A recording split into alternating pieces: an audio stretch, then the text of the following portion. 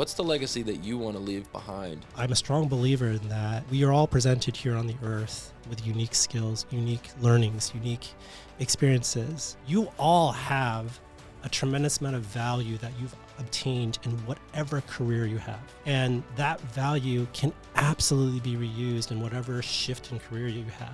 Let's talk about stem cell hair restoration. Spoiler alert, I actually had this done at their clinic and had a great experience myself. The way we use stem cells is that we use it in a way that is called a homologous use, is kind of the definition of that product. Okay. Stem cells are the most powerful cell in the body that can regenerate your own body. It's like a health cell. Wherever you inject stem cells, it supercharges that area of the body to help with regeneration, to help with growth factors, to help stabilize that area.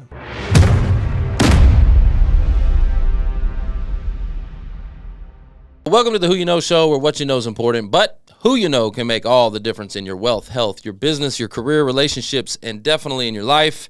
And super excited about this episode because it's going to be all about reinventing yourself. So if you've ever faced a layoff or a life-changing fork in the road, today's conversation is going to help inspire you because we got Joung here, who's spent over 25 years climbing the corporate ladder in the software and IT until a major layoff forced him to kind of rethink everything. So instead of playing it safe, he invested in his family and built a thriving regenerative care, how do you say that word? Aesthetics. I get tongue twisted with that word. Aesthetics business right here in Texas. So you should care because this episode is all about pivots. Okay, it's about resilience, emotional intelligence, and even the science of stem cell hair restoration, proof that your next chapter can be bigger than the one you left behind. So let's jump on in. Grant, welcome to the show. Hey, thanks, Trevor. Good to be here. Absolutely. So aesthetics, that's a tongue twister, man. I don't know why. It just is. But no, seriously. So let's go back. Your corporate career, 25 plus years in software and IT. I know my audience can relate to that. I know. I got a bunch. Matter of fact, y'all tuning in right now, in the chat, I want you to just put what industry you're in, and I bet you're going to see a lot of IT and software. Yeah. So take us back to that moment when you were laid off. Was it one company you were with for 25 years? No, it wasn't one company. Okay. I was with this company for the past almost 5 years. Almost made it to the 5-year mark before. I mean, the economy hadn't been doing too well. This is about 2 years ago. Okay. Our softness in kind of our business overall, and we started to do some rounds of layoffs. First round, survived that. Second round, unfortunately, got the notice there. Got it. And so, but no, it's had a decision point at that point, obviously, on, what do I do? What's my next move? Do you think that the layoff was because you said it was a couple years ago? So do you think a lot of the AI and stuff like that had something to do with that, or no? Not yet, not yet. But it's interesting. Every company has their own journey of kind of where they're at. Okay. And this company that I was with was actually in a turning point on kind of evolving the growth that it had achieved over the years, and so it just happened to be getting into enough kind of changes that I think I was one of the ones that was identified, right? Got it. Yeah. So, okay, tell me, take me back and really paint that picture for the audience, the people that are just listening, right? Because we have a visual, video side, and we also have an audience that just tunes in and listens. So for those that are just listening, can you paint a picture for me? What was going through your mind? You got let go. You got the axe. Was it expected? Was it unexpected? And how did you decide to pivot? Like, where did that come from? I don't know if anyone ever expects to get laid off, for those maybe who've ever gone through that journey. But for me, the signs were there beforehand where I wasn't totally surprised. Getting a little bit of a word from maybe managers about something that isn't too good. Right. You kind of see the writing on the wall a little bit, some things changing. You're like, Yeah. And of course, I was, a manager of that business too. So I knew that the business was soft and wasn't as performing as well as it could be. And so I mean, all of us. And after that first round of layoffs, definitely, people were a little bit more on edge, right? And so, yeah, absolutely. I think wasn't too surprised, but the day that it hit, I remember just soaking it in, talking to my wife about, hey, this just happened, dealing with kind of the shock of that. How did she handle it? She took a deep breath. Okay. And to be honest, she was a bit of a rock for me too, because she knew that we could get through this. She knew that actually this might be a blessing in disguise. We can get to that, right? And maybe a little bit more setup there. I have 2 young kids, right? I have a 7-year-old and a 6-year-old at home. And so maybe they were like, 5-year-old and 4-year-old, right? At the time it hit me. And so that was the other thing going through my mind. I was like, oof, geez, right? Yeah. Just kids are expensive. Yeah, kids are expensive. And luckily my wife is, working and has, she owns and operates a wellness clinic at that time. And so it wasn't a complete loss of our family income, but it was a huge loss of kind of where we were at and what I was bringing in. Yeah, you were in the 6 figures. You were doing pretty well, right? Yeah. So I was a managing director in an IT consulting company at that point in time. And so absolutely making well into the 6 figures for that type of position. Yeah. And so what type of emotions, were you going through in that moment?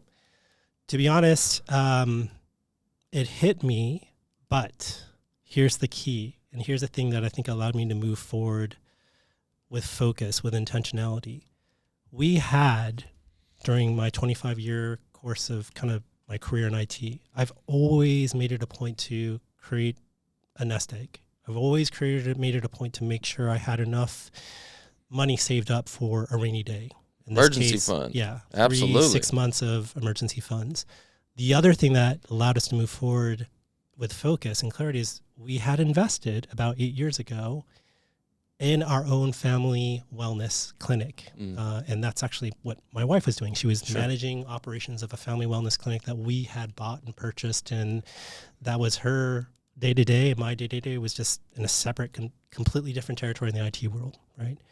And so because we had that family business, we were kind of set in a interesting kind of now fork in the road of, do I focus more on our family business, which we've bought 8 years ago? It's been doing okay. And, there's potential there. Or do I go back and figure out, do I need to take a less risky position, try to figure out what I can do for, go back into IT, what positions are there, right? And so at that point, we really made a decision that, we found this one particular service in our wellness side that was starting to take off, that we saw enough legs there that if I joined on with my wife to really focus on that particular service, we could see perhaps even a better future for us. Okay. Right? Yeah. So you created a lane. You have an option, right? So what I'm hearing is, number one, the emergency fund allowed you to have some options too, because yes. Right. So how much different would that situation have been had you not had the resources? I think it would have probably just made us worry more because we didn't have the backup money or backup funds. Would you have still made the same move? We would have still made the same move. I think we would have, because we had enough foresight that, okay, this other thing in our family side of the business, there's enough indication that if we just put a little bit more there, it could take off. Sure. Yeah. But I will say that, I heard you say, I think. Right? Right? Which is a level of confidence, right? Like a level of confidence. So for those listening, think about that, guys. If you don't have the resources, it's going to create, it's going to rock your confidence a little bit in order to make these decisions. So it sounds like you had your rock, which was your wife. Yeah. You had an opportunity to pivot. Yep. And you had the resources. So you're like, it gave probably some confidence. Yeah, absolutely. Right.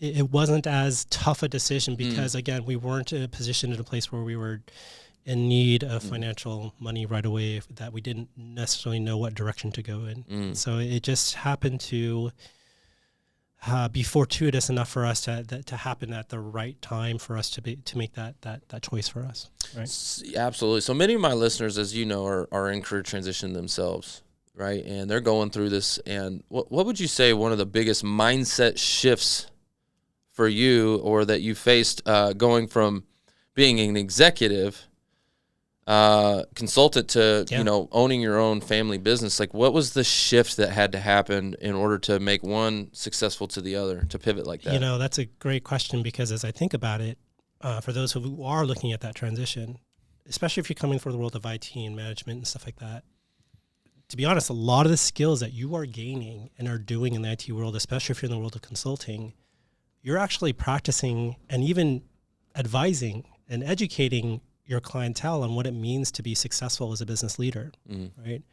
And so I found it interesting, number one, that all the stuff that I was doing in my IT career, managing people, managing technology, all that stuff, there was an interesting transition where a lot of that stuff could be reused, re-leveraged, but in the context of my own business, of my own family, of the people I'm hiring, educating, trying to make sure I'm running our business, right? So it was an interesting shift from that dynamic of there's stuff I can absolutely grab onto. So for your listeners, I would encourage you all have a tremendous amount of value that you've obtained in whatever career you have.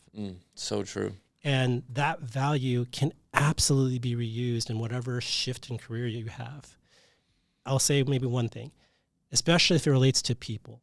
Man, if you are a great people leader, no matter what industry you're coming from, right, making sure that you keep that focus on being the right people leader, the right people for your business, for your customers, whatever it is, those are absolutely skill sets that can transform and be easily leveraged when you start your own thing. In fact, I would say that's key. If you ever want to start your own thing, make sure you are focused on making sure what it means to be the right people leader for yourself, for your employees, for your customers. Well, that's one of your mottos that you live by with your business is people over profit, right? Absolutely. Yeah. Where did that come in? And you hear that, Yeah. But you guys really truly live it. We do. I mean, it's shaped.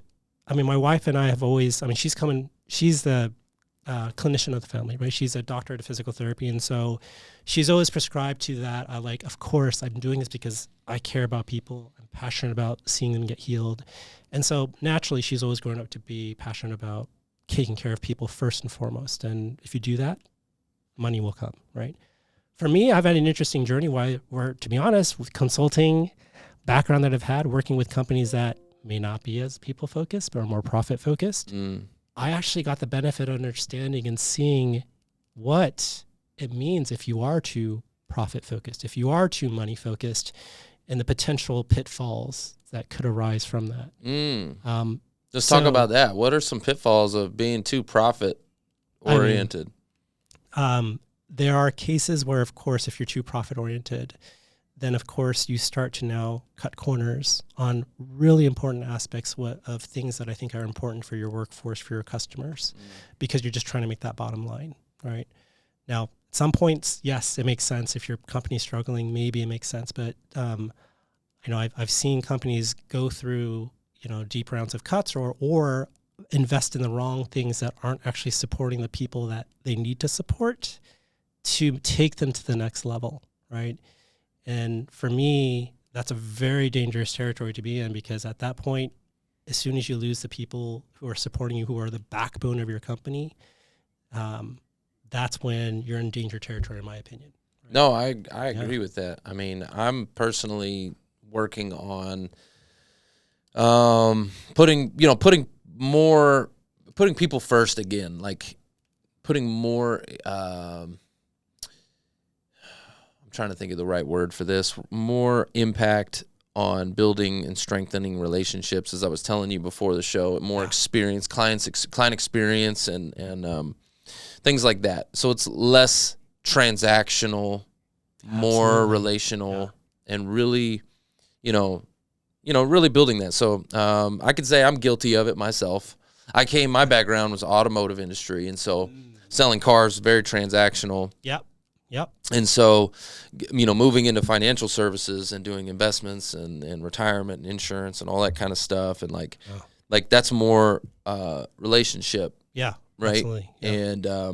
And so anyway, it was a big challenge and a shift. And when I remember when I first got in, I still was transactional. I was still trying to Love that word. Yeah. I was trying to close deals. It's a trap. It's a trap. Right? You think you're making progress when you make those transactional deals, but in the end, the people connection, the longevity, Correct. the trust, it's not truly there. Absolutely. I love that word.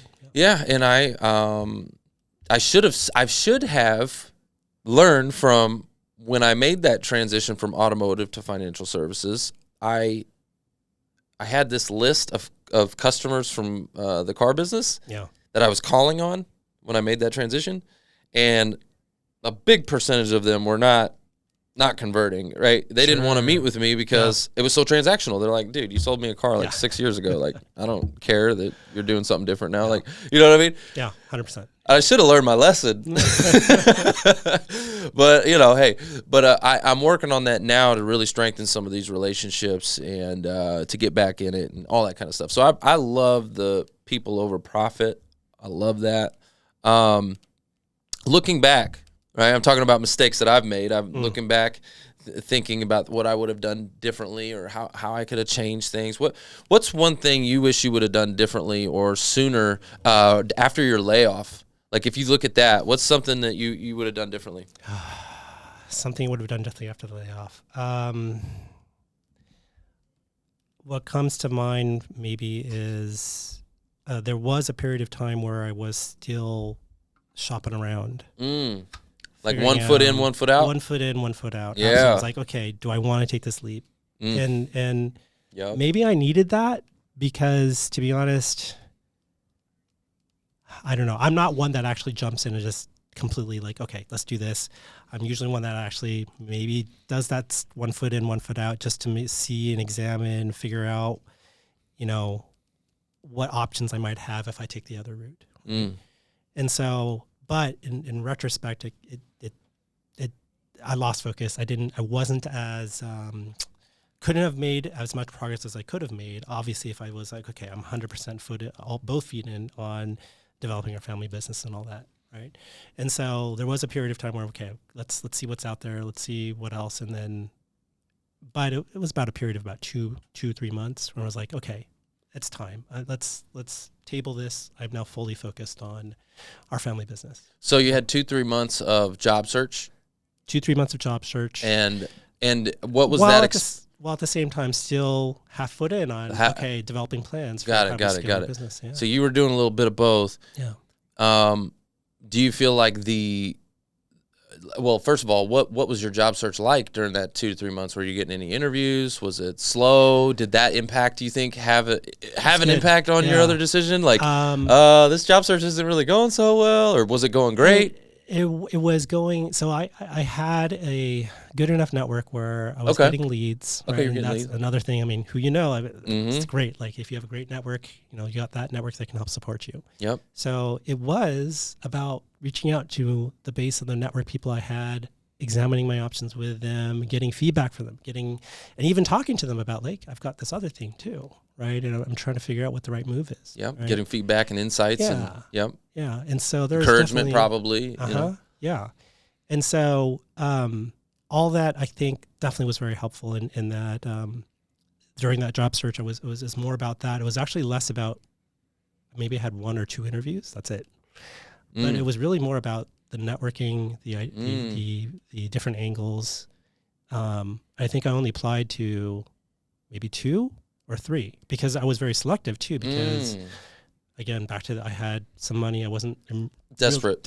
Yep. So it really was, I have to find the right thing for me, for us, for our family. What a great place to be in too. Yeah. Right? Yeah. Because but again, that network was very useful.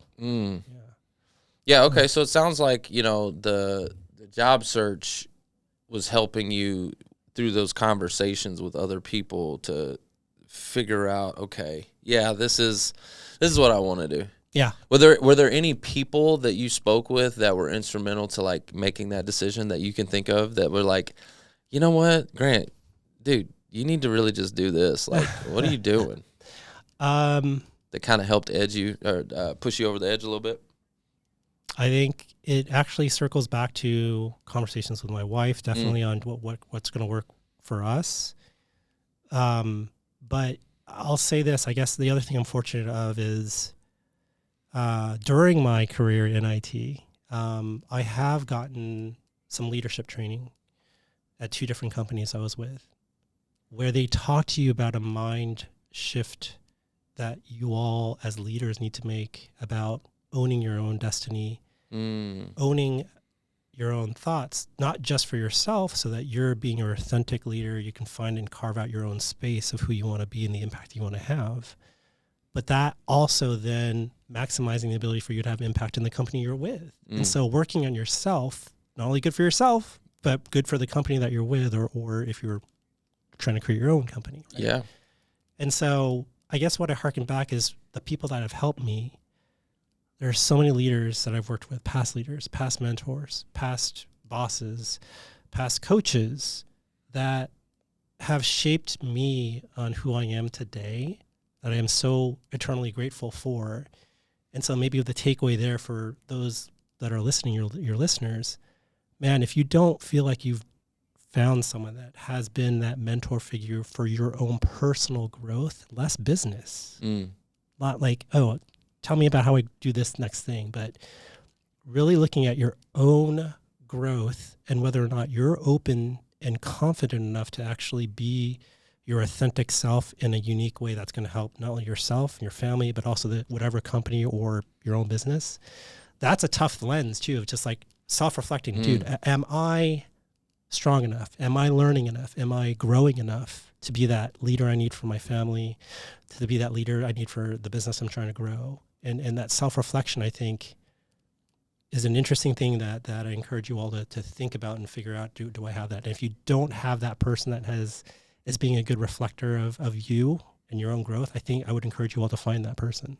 Right? Well, that kind of leads me right in to my next question, because you had some leadership training and all of that kind of stuff. So what advice would you give to leaders who struggle to adjust their leadership style when moving from a big company culture to maybe a small business team? Wow. The thing that comes to mind for me, and hopefully, well, unfortunately, I think all of you have experienced this, but the politics that exist in a big company environment, the corporate red tape, all that stuff. Yes. Hate that stuff. That Golly. stuff is real. And to be honest, for those that are in that world, it probably consumes the majority of your time in your life as a manager to manage the politics and the red tape that might be happening to I need help with that. Let me tell you right now, because I'm a business owner, but I also have, I have some corporate people I got to deal with. It's always there. It's always there. And the politics, and I'm like, it's like how we have to have 10 meetings to get anything accomplished, and everybody, like, it's like you're justifying your salary. Yeah. What are we doing here? Yeah. I don't know. Like, can we make a decision? Like, let's go. Yeah. It's such a tough thing to get right, and making sure that doesn't consume you. Well, and I'm not good at it. Like, I got a big mouth. So you're saying you might be contributing to it, huh? It's my blessing and my curse. Yeah. Okay. The power of life and death are in the tongue. Okay. Yeah. And I got the gift of gab. Yeah. So I can use it for good. Yeah. And I can change the world with my voice, but also at the same time, when I'm dealing with corporate politics, and I'm frustrated, and I'm like, things aren't going the way I need it to go, and you're in the way. Like these people are in the way of my progress. Yeah, yeah. And so I get frustrated, and I'm not patient or whatever. I need help dealing with the corporate politics. Anyways, somebody could teach a class on that, and I would sign up. Yeah. So I actually want to mention an author and okay. David Emerald, for those who don't know who David Emerald is, but he's written a series of books about the drama triangle. And the drama triangle it really is what causes the heart of difficult relationships, difficult decisions. But it's a core understanding about that the drama triangle is real. If you're just pissed off or like emotionally drained, there's probably some sort of drama triangle element that is happening to you, your coworkers, whoever you're frustrated with, right? But leveraging those materials, those books and training, you can absolutely identify and recognize when you're in that drama triangle and ways to step out of that drama triangle, ways to manage that frustration in a positive way. And what I love about part of that training is, man, you don't ignore your frustrations. You actually pay attention to your frustrations, harness it to direct you to action on the right way. Yes, you have to control your emotions and your frustrations so you're not blowing up, making things worse. But you're absolutely recognizing when that frustration exists, and then, you know, self-reflecting, pausing, don't overreact, find the right path forward on making that situation better, because obviously it's important. You reacted because there is something that needs to be fixed. Right. But that trigger is a good trigger. Just don't overreact. How you react to that trigger is something you just need to Absolutely. I talk out. about that all the time. You know, how you react makes all the difference in the world, right? And it's something that I have constantly had to learn and evolve over my life, because there was a point in my life where things were not, as I was growing up, not very smooth. I was in and out of jail as a juvenile. I got in a lot of trouble. I was like, talk about the gift of gab. No, I had the negative. I would just, you know, anyway, I would say things, crazy stuff. You couldn't say anything to me. I had victim mentality. You couldn't tell me nothing, all that kind of stuff. And like, I've had to learn how to control myself, self-control, because I still want to say a lot of those things, right? Absolutely. Sure. Right? Like that doesn't change. Like when somebody cuts you off or whatever, you want to be like, you know, like you want to say something, but like, you know, self-control. There it is. And channeling it. So channeling that energy in a positive way. Absolutely. Using it in a positive way. So I've had to learn that a lot. I'm still learning. I'm still growing. We all do. And anyway, so I think that's interesting. What was the name of the book again, or the author? The author is David Emerald. Okay. And one of the key books is The Drama Triangle. Drama Triangle. I'm gonna check that out. Maybe I'll invite him on the show. We'll see about that. All right, so I do want to kind of pivot here, because you had a pivot, right? And now you do regenerative aesthetics and innovation stem cell therapy.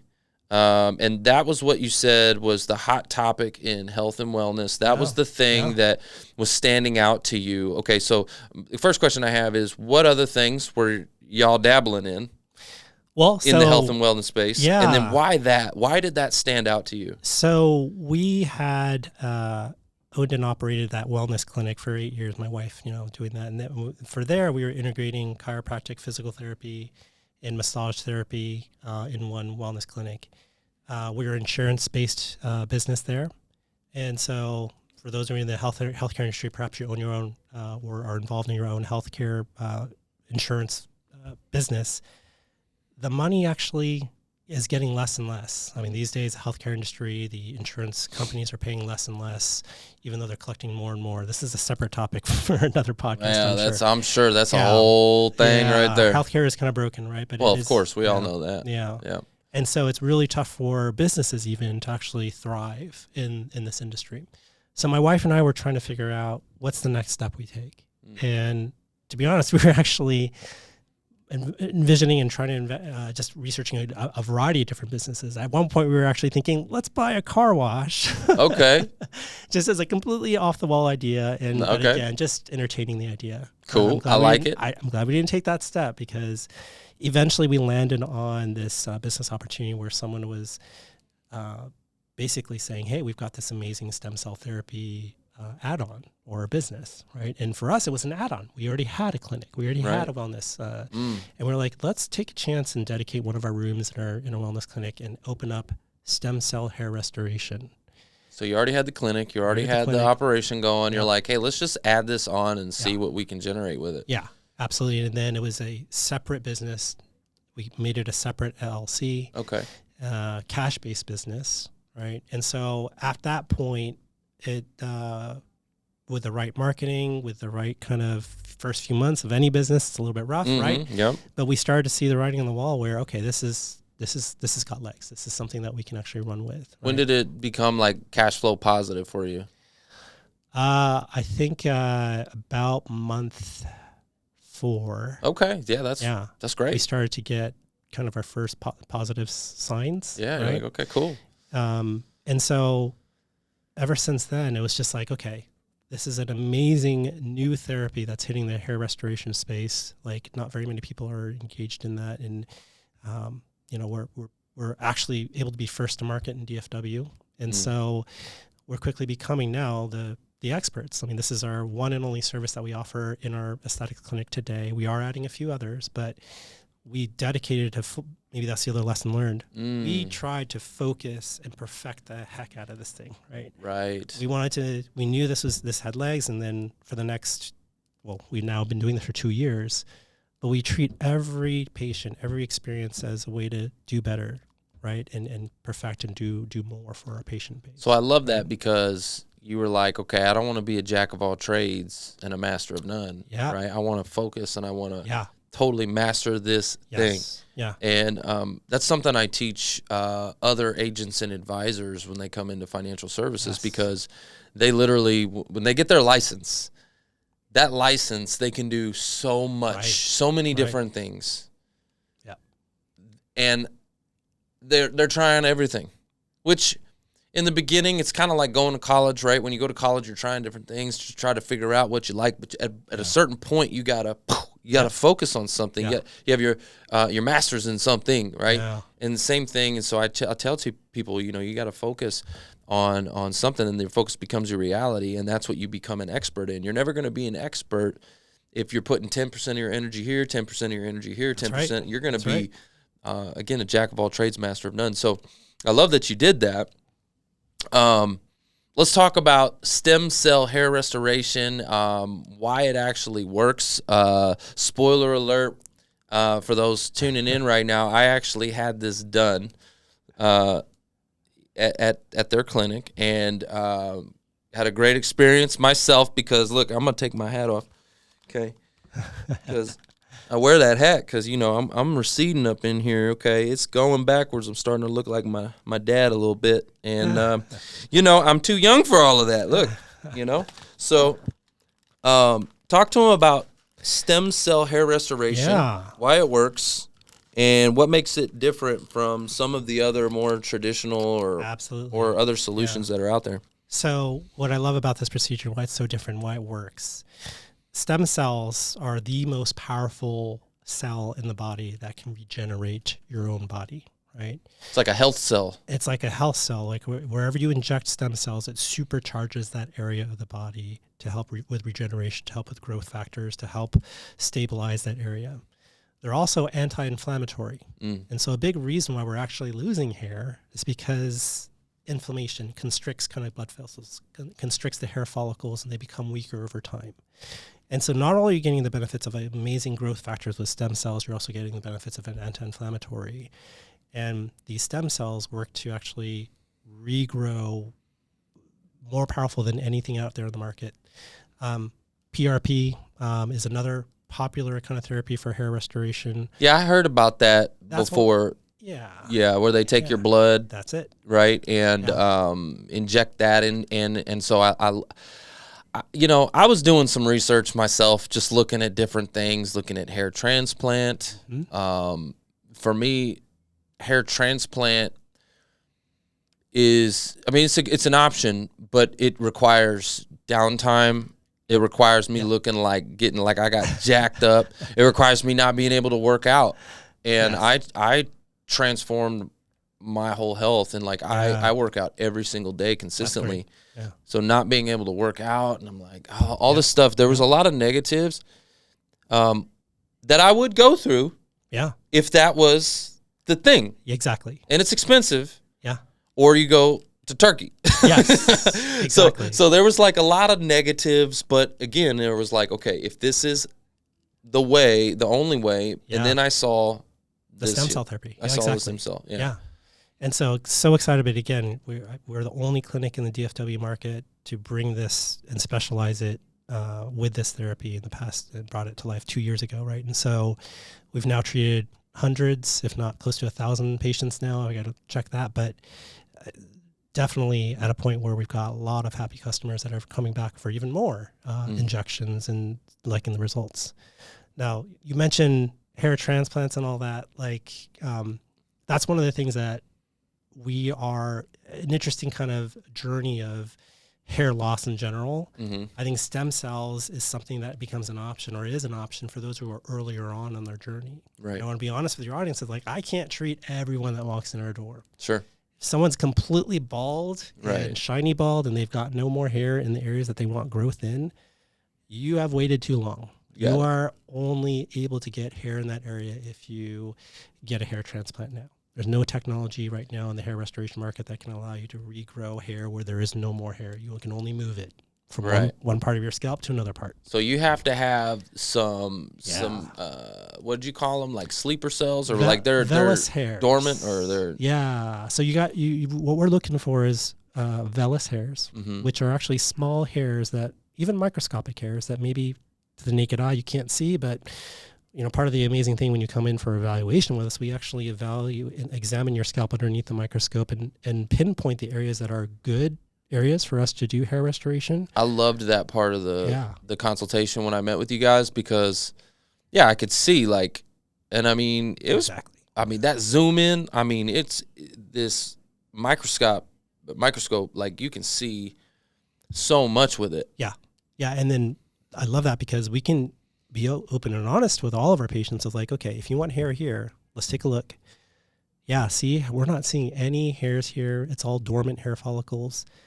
Your only option is a hair transplant there. Right. But look at here. This is the area we can treat. Right. And so we're very careful back to, treat your customers first, making sure that they're well aware of what they're getting into, be their partner.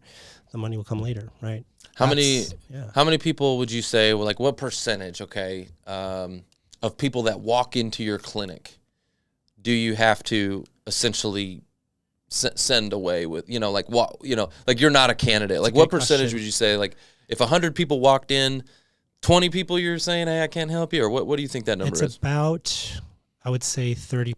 30%? Okay. Yeah. Yeah. Right. Because there are a variety of different factors, whether or not they've waited too long, or they might be having some contraindications like cancer or something that we don't want to treat you while you're active with cancer, stuff like that.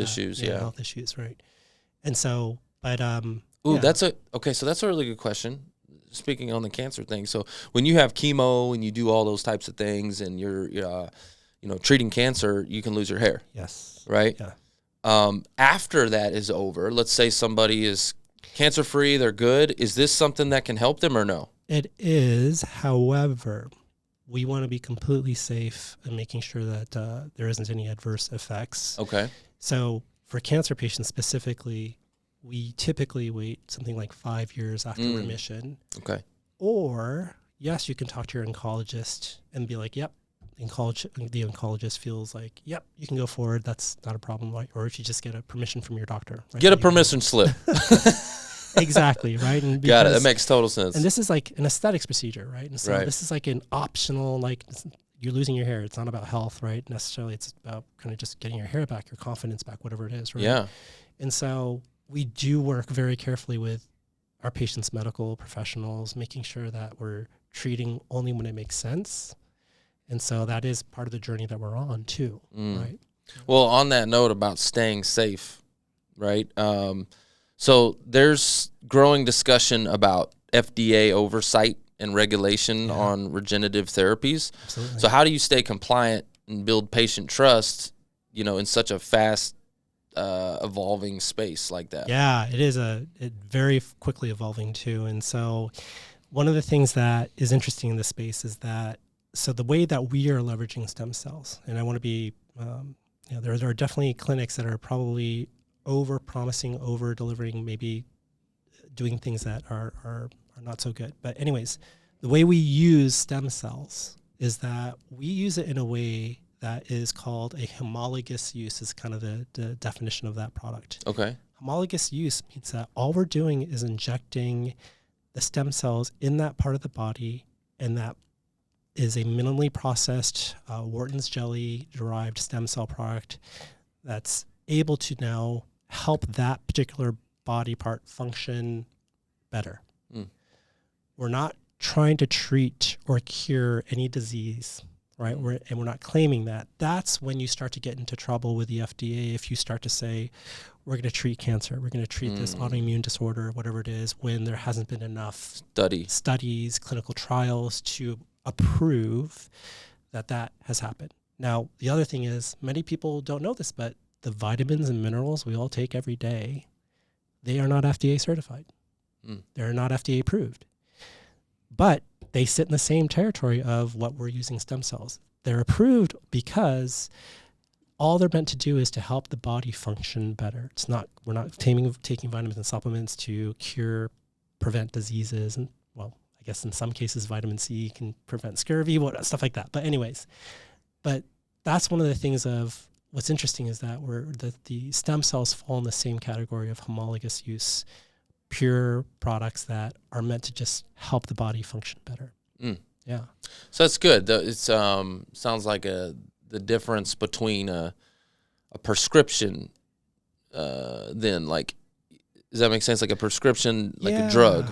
Yeah. Like when you prescribed certain drugs that are effective at curing or helping with disease, I mean, those are the things that have gone through clinical trials that have proven that they cure or help with a certain condition, right, or disease, right? And so that's something that does need FDA approval, right? You can't. And see, this is just me personally. When I hear prescriptions, I'm like, no, because, and I'm not saying that anyways. Talk to your doctor, but seek your own counsel. But what I'm saying is, like, I've just seen how prescriptions and medications and the pharmaceutical industry and like, there's so much money in it that there's definitely the opposite of people over profits. It's profit over people. I agree that there's some of that in that industry. Absolutely. I think there's a lot of that in that industry. Yeah. And that's why we have so much of a health care crisis, really. Absolutely. And so anyways, I got my own, I could go on a tangent about that. But when I hear stuff like this, like, I'm all about, that's why when I came in, there were some supplements that you guys, talked to me about that I'm taking now for, is it DHT blocker? DHT blockers, yep. And, but it wasn't a prescription. Not prescription strength. Right. Exactly. And that was like, okay, cool. I like that. Yeah. Because it was not, again, I don't want to take prescriptions. I don't want to take something for the rest of my life. I don't want to, you know what I mean? Anyway, so that was really cool. I enjoyed that part of the process, that it didn't feel like I was, taking all this pharmaceutical stuff. Absolutely. Yeah. And the last thing we want to do, a lot of the stuff that we have, we offer an all natural way of products and getting DHT blockers, like that natural product that we offered you. Mm-hmm. But yeah, we're also, for those who want it, are open to and understanding, educating them that there are prescription ways to go if you want to do that route too. But what we offer in our clinic is the more natural, all natural route. No prescriptions necessary. Absolutely. I love that. Okay, so maybe a little controversy here, but I'd love to hear your perspective on it. Obviously, this is what you do. So some critics raise concerns about ethics and accessibility, saying that stem cell treatments feel out of reach for the average person. How would you respond to that, as a perception? Like, what would you respond to that with? I mean, as an industry right now, it's such a nascent young industry where stem cells are not easy to come by. So, yes, the price of stem cells these days is high. Cheap, yes. Yeah. So, eventually, I'm hoping that the industry gets to a point where there are more providers that obtaining stem cells becomes cheaper, that the method of injecting, that the storage, all this stuff becomes and it comes from more like accessible. It comes from like the umbilical cord. That's the other thing. There are different types of stem cells. Oh, okay. And so what did I put in my head? The one that we got for you is the one derived from the umbilical cord. Okay, correct. I thought so. I was making That's sure. the strongest form of stem cell that we can get today. All right. But you can also get stem cells from fat tissue. You can also get stem cells from your bone marrow. Yeah, you can get it from yourself. Yes. Yeah. Right. Okay. But those aren't the same growth factors, don't have the same growth factors as the Wharton's jelly. It's called Wharton's jelly. Stem cells, and Wharton's jelly is basically the tissue of the umbilical cord. So that's the good stuff. Y'all want that good? Okay, you want that good? You got to get that what jelly? Wharton's jelly. Wharton jelly. You got to get that Wharton's jelly. All right. So you would think though, if that's where it's coming from, that it actually would be. I mean, there's babies born every day. Yeah, there are. Right. Yeah, you would think like. That's a checkbox at every hospital. Yes, but not all moms and not all hospitals are engaged in donating and extracting all that stuff. But think about it. I got this thing on my driver's license that says the donor. Yeah. Right? Yeah. Like, why couldn't they just implement that in the hospital with every baby born? I love that idea because, to be honest, a lot of hospitals, and you all know this for those who've had a kid, that placenta, the umbilical cord are thrown away. Yeah, that's as trash. Medical waste. When there's so much we could be doing right with the stem cells. That should be a mandatory checkbox. Now, if they choose no, like I could choose no, not to donate my organs on my driver's license, but I got to check a box. Yeah. Right. Yeah. So that's in my opinion. I think they should do that because if there's that much kind of like gold there, it's like why would we throw that away? Yeah. And so, I mean, again, a lot of controversy, right? So people sometimes are fearing about that. Like there's forums out there that say, "Oh, we're killing babies to get stem cells." Absolutely not. Okay, right? That's a little much. Yeah. So I hope not. God, please, please, Lord. We aren't. Don't worry. Okay. We're not, right. And again, that would be very unethical, of course, right? Right. And these are only obtained from full-term births, from C-sections, from consenting mothers, all that stuff. Like we're doing it the right way, right? And making sure that, again, if we can get to that point where, more people are actually recognizing the benefit of what's considered medical waste today and the power of that stem cells and contained in that, we can get to a place where I hope this is something that can be afforded by more of the masses. Absolutely. Yeah. And I'm also, guys, just so you know, I'm an advocate of checking that box on your driver's license, okay? I'm an advocate for that. I met someone, she's been on this show, Dr. Rowe. Her son, she had a son that committed suicide. And he had checked the box. And because he checked that box, they were able to, take his organs and body parts and all these things. He is essentially on, and because he was young, he was like I think 18, 19 years old, something like that, right? And I might be misquoting this, but I want to say he's over 19 different people have his like eyes, Wow. Yeah. Anyway, the impact, and she tells the story way better than I do. Like for her to be able to talk about that, how you have this tragedy that God wastes nothing. You know what I mean? Yeah, absolutely. And people have his heart or whatever, have different pieces. I don't know if it's his heart, but, they have. Anyway, so I'm an advocate for that. I also heard I had Michael Kutcher, which is the twin brother of Ashton Kutcher, on this show. Okay. Yep. A lot of people don't know that he has a twin brother. He has a twin brother who has cerebral palsy, and, they don't look the same.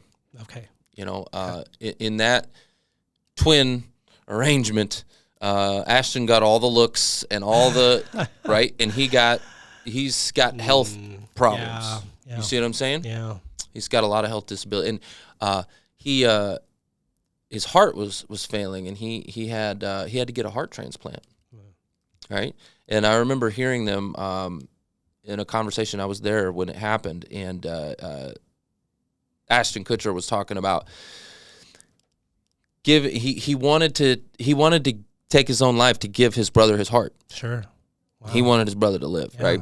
Yeah. And obviously they weren't going to let him do that. But just remember hearing him saying that. Wow. And so they're a huge advocate because it was a absolute last minute donor type of situation where the heart got flown in and bop, and so he's still alive because of somebody checking that box. That's great. right? Yeah. So guys, think about that. Consider that, because look, you're not going to use it when you're not here. Come on. You're not going to use it. So let somebody else. I agree. Anyway, that's just my 2 cents. I got that box checked on my driver's Let's license. go. Let's go. There you go. All right. All right. Let's talk about some of the lessons from failure and resilience. I love to, with this show, I like to pick up on blueprints to success. And a lot of times those blueprints come from failure. Yeah. Yeah. And so you said one of your biggest failures was the layoff itself, but yet it became your turning point. Yeah. So what did that lesson teach you about risk-taking, resilience, and self-belief? Man, that self-belief one is something that is huge. And again, just recognizing that your journey to where you are today, wherever your failure point is, hopefully you've gotten enough training, confidence, understanding that even if you got laid off, it's not necessarily you, it's the situation the company was in, and trusting in yourself in that situation is one of the things that is really difficult, but hopefully you're able to overcome the doubt that you have in yourself. I do remember moments where that doubt was surfacing. I was like, oh man, if I just did this, I might stay with the company. But you have to push that away. You can't dwell on the past. You got to focus on the future and that self-belief that you can carry forward, and that the next chapter can be even brighter than your previous chapter. Right. I love that. Right. And so for me, that self-belief is a huge part of the equation. Having the planning up front to at least have that nest egg, right, will help you make sure that you've got that self-belief intact and you're not scrambling, I guess. And so maybe that's the other thing. Hopefully some of you, your listeners, are able to create that nest egg so that when things like this happen, I think, God forbid that they do happen, but if they do, you've got that nest egg to help. Well, and if you don't have that nest egg, think about when you get back to work, okay, and you get your comeback. Don't neglect your finances, y'all. Yeah. Right? Don't neglect, remember and learn from it, right? If you were going through it and you're like, dang, my financial situation could have been better. Well, let's make it better, right? Yeah. You still have an opportunity to turn that around, right? Which, that kind of goes into my next question, which was, what advice would you give to someone listening right now who is sitting at home, they got a layoff, they're stressed out, and they're wondering if they could even start over, start and pivot. What advice would you give to somebody like that? I would say definitely make sure that you recognize you are unique in your own strengths, your own leadership style, your own personality of what you can bring to the table. And it's about finding and harnessing what you're good at, focusing on that, not what you're bad at. I love that. Because if you focus on improving on what you're bad at, you're going to be struggling to find your next thing. Find your purpose. Find what you're good at today. Lean into that. And if you find an industry, if you find a company, if you find that new opportunity that, you know what, I'm good at this stuff. I'm good at this thing, and I can see a path where this business or this new thing aligns with my passions, what I'm good at. You found your calling. You found your next thing. Don't focus on the doubt. Don't focus on the things that you aren't strong at, because that's a recipe for struggle, to be honest, right? Focus on what you're good at today to find your next thing. And then once you find that next thing, then at that time, I would say focus on the things that you do want to improve on. Does that make sense? Yeah. Yeah. I love that you said that, because, again, we were talking about being an expert, right? Yeah. In order to be an expert, you got to focus on the things that you're good at. Yeah. And maybe even not focusing on the things you're not good at. Maybe you outsource the things that you're not good at. 100%. That was the other thing. It was like, find somebody who is. Exactly. Find someone else that is good at the thing you're not good at. Yeah. Surround yourself with that network, with the people who make your company or wherever you're working the thing it should be. Right. Don't try to be the jack of all trades. Right. Understand you're never going to be the jack of all trades. And part of the equation is finding the people who are not like you to make you guys succeed. Right. Absolutely. I love that. And, the only maybe exception I would say to that is maybe if you're not good at something, but you have a passion for it and you really, really, really want to learn it, Yeah. You might just not be good at it because you haven't done it before. And that's okay, right? You have to start somewhere. Yeah. Right. But if you have a desire, I think that desire and that passion and that drive, okay, go ahead. I'd say go ahead and get started on it. But if it's something you're like, ugh, you're dreading it, you're like, I don't want to do that, and I suck at it. Okay, well, that's 2 strikes, man. Let's get that to somebody else. Yeah. Who loves doing it and is good at it. Exactly. There you go. Why would you? Yeah. Yeah. You would be taking away from that time you could put and invest into the thing you are good at and the thing you are passionate about. So I love that. Okay, so let's talk about legacy real quick because you shared that you wish more people would ask about legacy. What's the legacy that you want to leave behind? Yeah, and so this is an interesting kind of a thing. And again, hopefully all of you can find your purpose in life. I mean, for me, legacy is it's a very personal question. What legacy do you want to leave when you leave this earth, right? And so... What do you want on your tombstone? I know, right? And that's a deep question, but one that I think more of us should be asking ourselves, right? Because if we don't know what that legacy is, maybe you are wandering a little bit aimlessly and not really finding your true calling. But anyways, when you ask that, I think one of the strong beliefs I've had and one of the things that I think makes me who I am and maybe why I am who I am is that I'm a strong believer in that we are all presented here on the earth with unique skills, unique learnings, unique experiences, that all of us have something to contribute to each other, that you have something to contribute in a meaningful way to this person you're sitting next to. And so part of the legacy I want to have is that every single interaction that I have with, whether or not it's with a stranger, with a coworker, with my family members, I want to find a way where I can connect with them, but also hopefully find a path where they feel better about themselves, or if opportunity arises, that they gain something from knowing me, and that, you know what, that one interaction or maybe 10 interactions I had with Grant before I got to a place where maybe they felt, you know what, I'm glad I know you, right?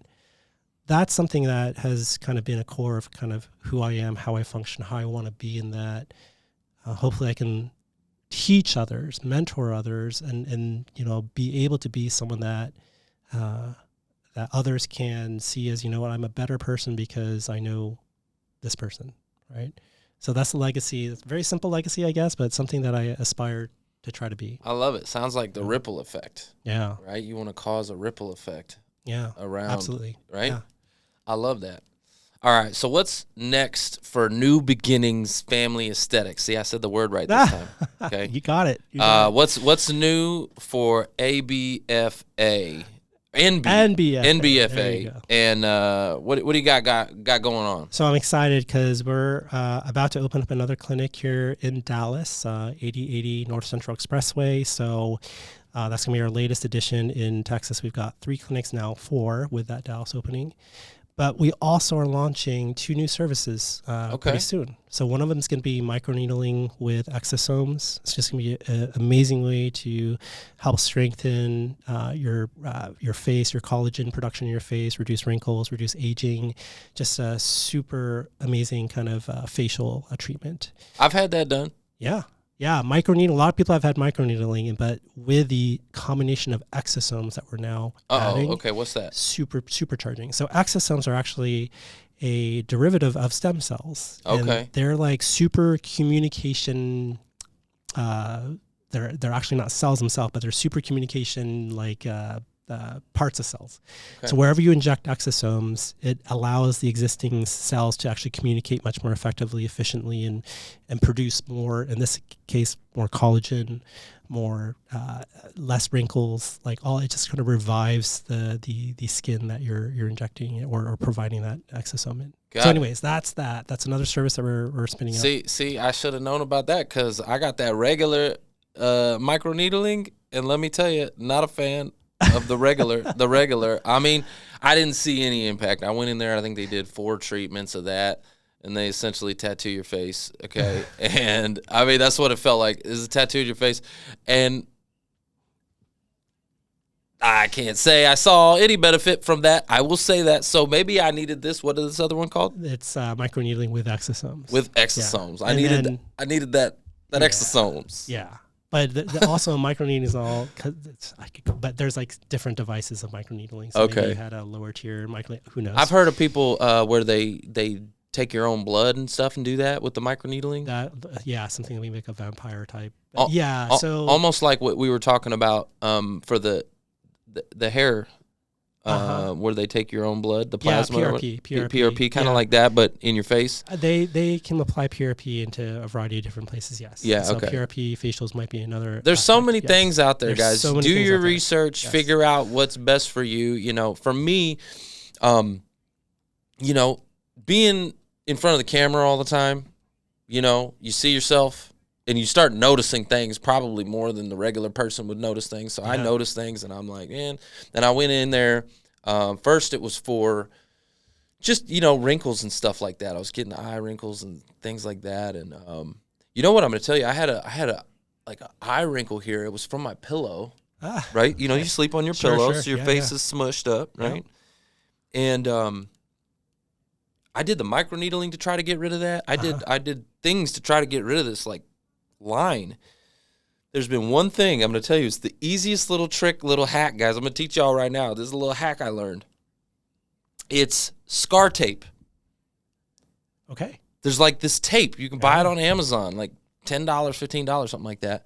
You put the little tape on at night, okay? And it's supposed to be for to help with scarring and things like that. You just put that right there, pull it back, and it'll get rid of it. Nice. I gotta look this up too. Yeah. Yeah. I was blown away by that. A woman taught me that. I was like, for real? That's pretty cool. Yeah, like scar tape. You just put it back like that at night when you go to sleep. Nice. Anyways, because I was sleeping on and that's the reason why I went in there and did that. But anyways, a lot of people, I think, especially men, women are doing a lot of these procedures, right? Men are doing it too. They're just not talking about it. Yeah. They're keeping it hush-hush. Yeah. And I thought, you know what? I'm going to document my journey. I'm not scared. I don't care. You want to hate on me for it, hate on me, or whatever you think. I don't care what other people think, really. My thought is if I share my journey and people can see, so we're actually going to do a before and an after, right, of the stem cell that we did, right? I'm excited. Yeah. So you guys can see, you're going to see where I was, right? And about 9 months from now, we're going to see a different me. Yeah. And you guys can say, hey, that's pretty cool. I had a guy I was talking to about the other day. He was like, I was telling him what we did. And he's like, yeah, man, I need that. Guys are it's probably one of our Achilles heel, I guess. We have a couple of things. I think for men, it's hair. Yep. Right? That's one. Yep. And then testosterone. Yep. Right? That's what I was thinking too. Yep. Which affects ED, right? Stuff like that. So for men, it's we have just a couple. Yeah. Women have a lot of other things, all kinds of stuff. For men, it's hair. Yeah. And what's interesting too, if you're on testosterone, you lose your hair. You have a better chance of losing your hair if you're on testosterone. So that's oh crap. I went to, this is just a side note, and for my audience, when you go to a place and you're talking with people, I want you to be looking for their motivation. Are they coming off as commission breath? They're coming off they're just trying to push a product on you and sell you something, and they're just quick to diagnose you real fast. Think about that, because I went to one of those men's clinics, and I'm not going to name the names or anything like that, but I went there. Honestly, just because I wanted to get a checkup. I had never, I'm 38, never checked my testosterone levels or anything like that.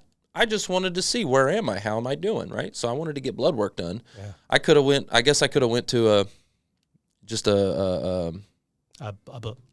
blood lab. A lab. I could have went to a lab, but I don't know. I thought, let me go to the experts in this. So went there, and just was getting that done. And they were just so quick to just say, oh yeah, you need testosterone. You need testosterone. We're going to put you on T. Let's put you on testosterone. Da, da, da, da. And I was like, okay. So he said it was a little bit low. Not too bad. He's like, you're a little bit low. And I'm like, okay, so what can I do to improve? Right? How could I improve that? Yeah. Oh, well, you know, we just need to do this. And then he was just shoving this stuff down my face. I said, no. I told him, I said, stop. I stopped him. I said, stop. I'm not taking in any of your tea right now. I'm not doing that right now. Today, I'm getting research. Because I know once you start, you have to continue for the rest of your life. I'm not doing that. Right now, I'm trying to figure out what can I do to improve? What natural ways can I do to improve? Yeah.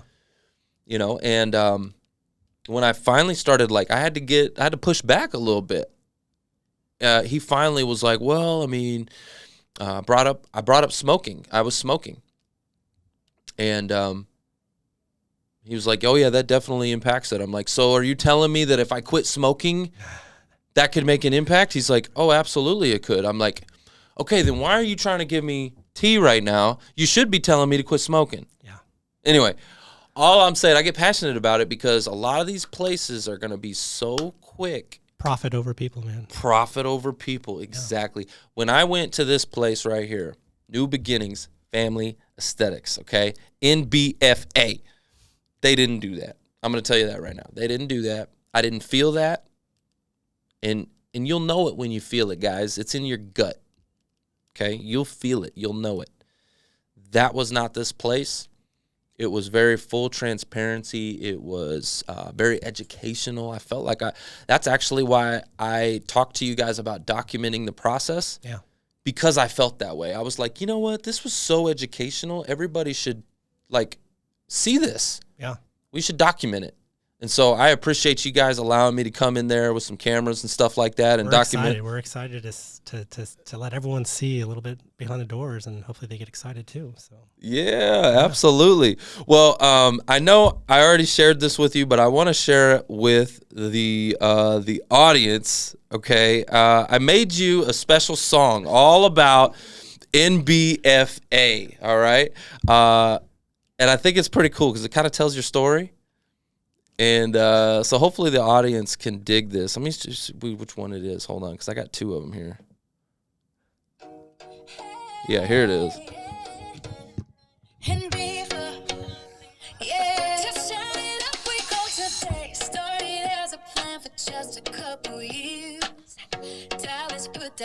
Oh, wait, that's the wrong one. Hold on, I got two of them. That's the wrong one. That's the wrong one. It's a remix. Hold on. Here we go. This is the one.